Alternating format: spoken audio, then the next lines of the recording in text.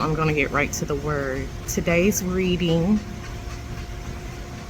comes out of Ezekiel 18, verse 14 through 18.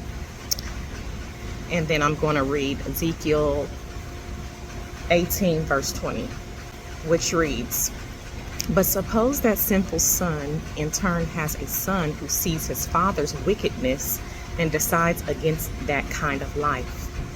The son refuses to worship idols on the mountains and does not commit adultery. He does not exploit the poor, but instead is fair to debtors and does not rob them. He gives food to the hungry and provides clothes for the needy.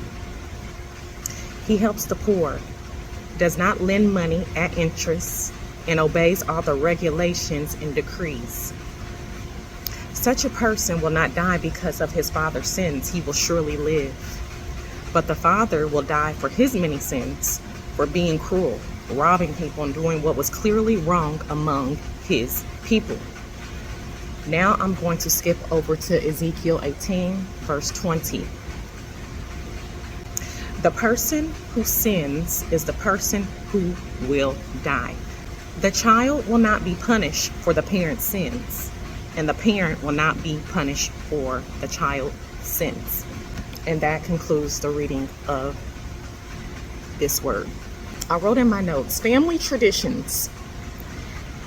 Family traditions were very important to the Jews back in the day.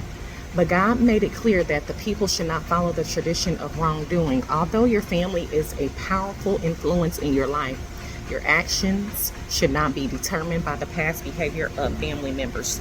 Choose to start a new tradition of closely following God. God right now is he's calling his daughters to him.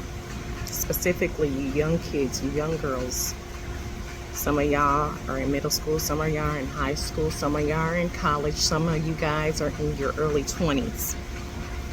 When I was in my early 20s, the last thing I was thinking about was following God. I was just trying to, okay, I'm not gonna say I didn't really have a real relationship with God. I knew he was real, okay?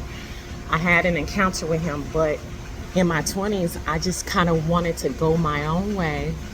And I only called on God when things went awry, when things were going wrong in my life, when I lost my job, when I was going through a breakup, when I wanted something. That was the only time I called on God. I remember the first time I lost my job,